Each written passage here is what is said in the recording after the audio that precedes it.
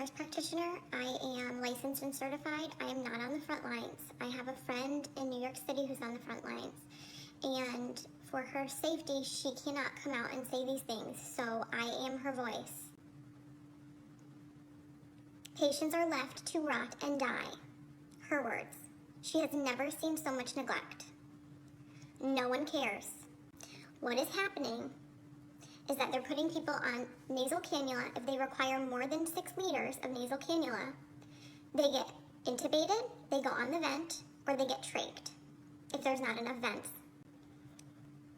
They don't get high flow, no non-rebreather, no non-invasive ventilation, no CPAP, no BiPAP.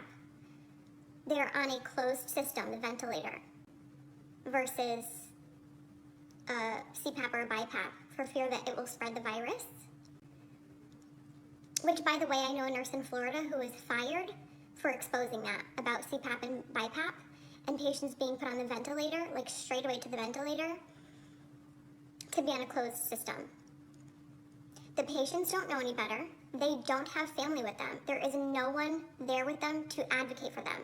So they are scared and they give consent. The ventilators have high PEEP, high pressure, which then causes barotrauma. It causes trauma to the lungs. Dr. Kyle-Sidell, a few weeks ago, put out a video. He's in New York City, and he put out a video saying something is not right, like we're not treating this correctly. We're doing something wrong. This doesn't make sense.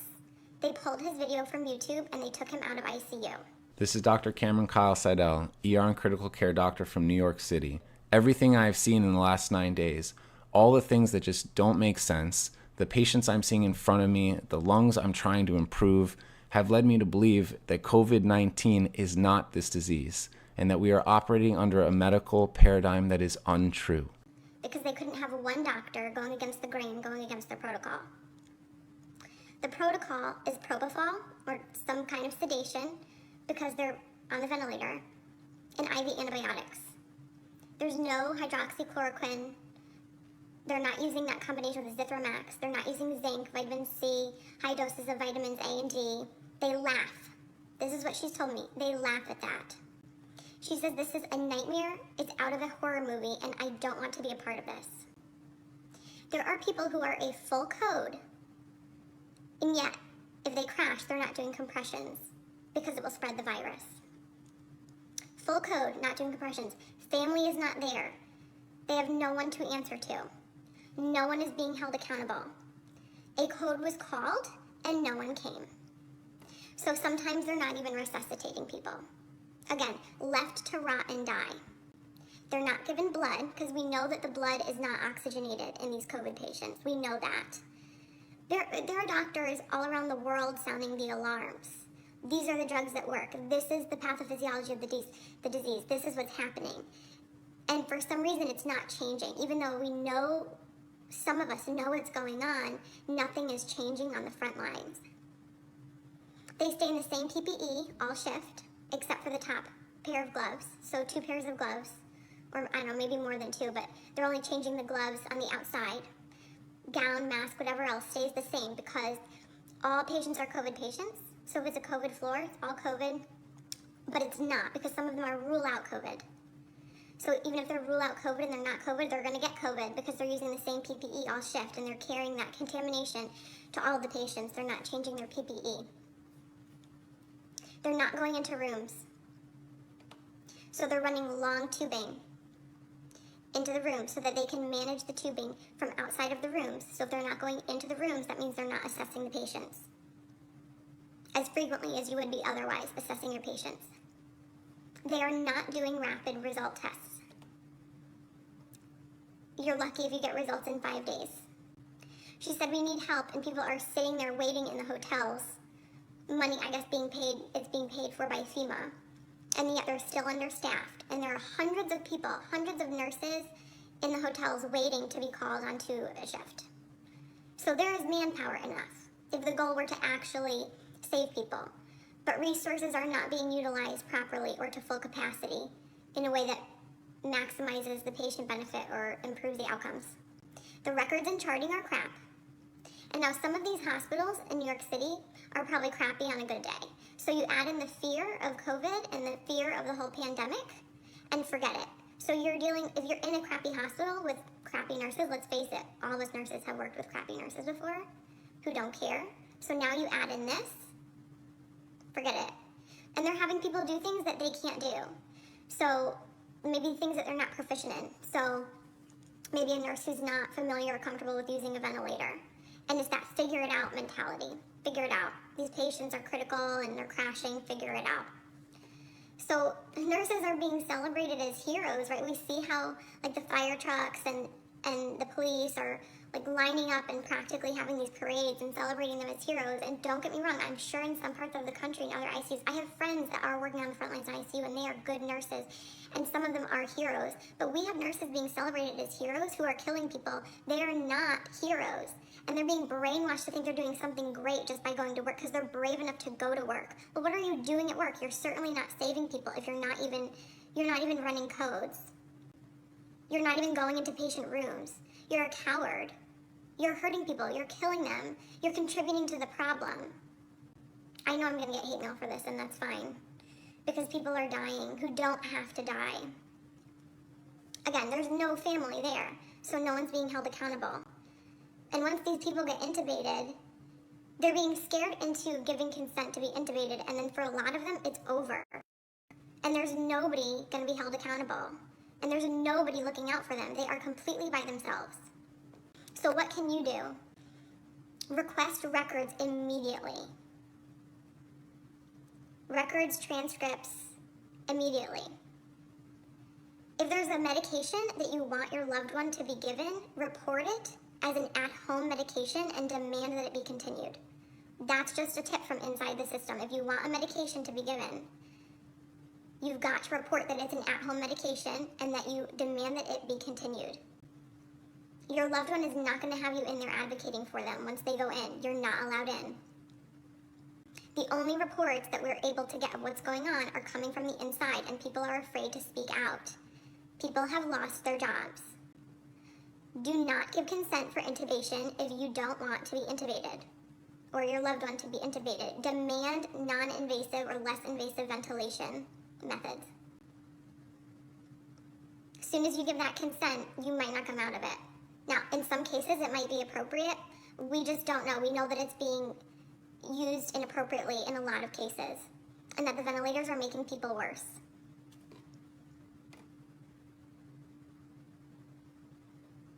Please share this video, make it go viral.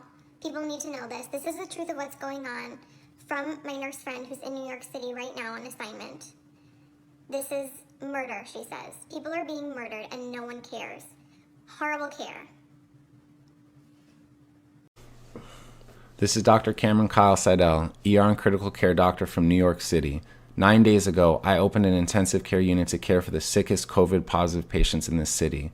In these 9 days, I have seen things I have never seen before. In treating these patients, I have witnessed medical phenomena that just don't make sense in the context of treating a disease that is supposed to be a viral pneumonia. 9 days ago, I presumed I was opening an intensive care unit to treat patients with a virus causing a pneumonia that was ravaging lungs across the world, starting out as something mild, a cough, a sore throat, and progressively increasing in severity until ultimately ending in something called acute respiratory distress syndrome, or ARDS. This is the paradigm that every hospital in the country is working under. This is the disease, ARDS, that every hospital is preparing to treat. And this is the disease, ARDS, for which in the next 2 to 6 weeks, 100,000 Americans might be put on a ventilator. And yet, everything I have seen in the last 9 days, all the things that just don't make sense, the patients I'm seeing in front of me, the lungs I'm trying to improve, have led me to believe that COVID-19 is not this disease, and that we are operating under a medical paradigm that is untrue. In short, I believe we are treating the wrong disease, and I fear that this misguided treatment will lead to a tremendous amount of harm to a great number of people in a very short time. As New York City appears to be about 10 days ahead of the country, I feel compelled to get this information out. COVID-19 lung disease, as far as I can see, is not a pneumonia and should not be treated as one. Rather, it appears as some kind of viral induced disease, most resembling high altitude sickness. It is as if tens of thousands of my fellow New Yorkers are on a plane at 30,000 feet and the cabin pressure is slowly being let out.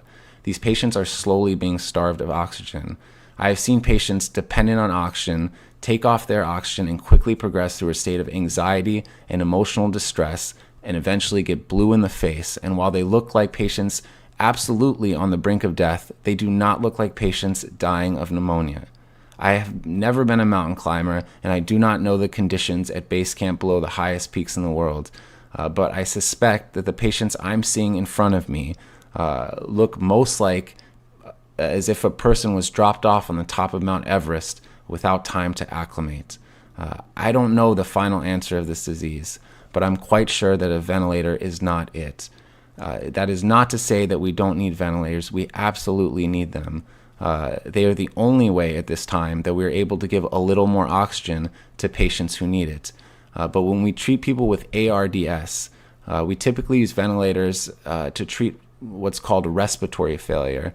That is, we use the ventilator to do the work that the patient's muscles can no longer do because they're too tired to do it. These patients' muscles work fine. I fear that if we are using a false paradigm to treat a new disease, that the method that we program the ventilator, one based on a notion of respiratory failure as opposed to oxygen failure, that this method, and there are a great many number of methods we can use with the ventilator, but this method being widely adopted at this very moment in every hospital in the country, which aims to increase pressure on the lungs in order to open them up, is actually doing more harm than good. And that the pressure we are providing to lungs, we may be providing to lungs that cannot stand it, that cannot take it, and that the ARDS that we are seeing, that the whole world is seeing, may be nothing more than lung injury caused by the ventilator. Now, I don't know the final answer to this disease.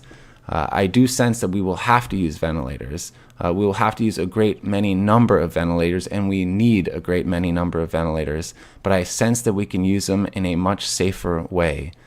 In a much safer method. That safer method challenges long-held dogmatic beliefs within the medical community and among lung specialists, which will not be easy to overcome. But I really believe that they must be overcome. There are hundreds of thousands of lungs in this country at risk, and the time to overcome them is now.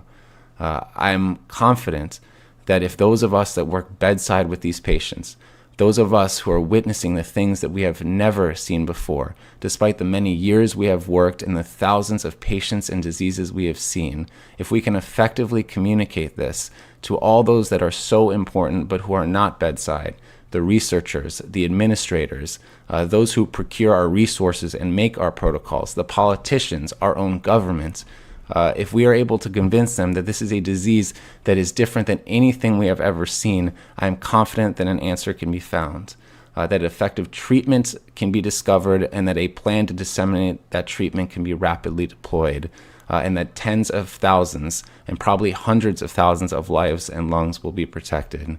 The time for this is now. We are staring into a future in which a great many of our fellow Americans are going to suffer, not to mention people all around the world. For those who will not suffer directly from this disease, from the terrible human cost of this disease, for those who will not lose a family member or a friend, and there will be a great many number of people who will lose those close to them. But for those who don't, they are still going to suffer from the great economic cost of COVID-19. We are all involved in this future. So I urge you, for those of us, if you are out there, for those who work bedside, I urge you to speak up. We can change this. I thank you all for listening. Please spread the message and stay safe.